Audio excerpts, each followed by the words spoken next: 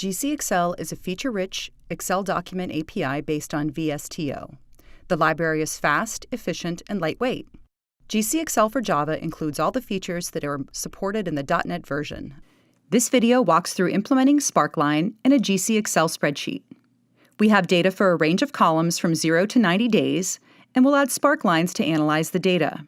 First, import the necessary namespaces. Initialize the workbook. Add the data and assign it to a range in the worksheet. Next, create a table and add the range of data to the table. Add a formula to sum over the columns.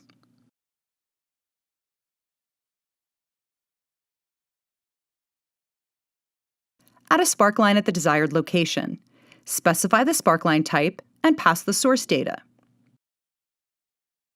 Save the workbook.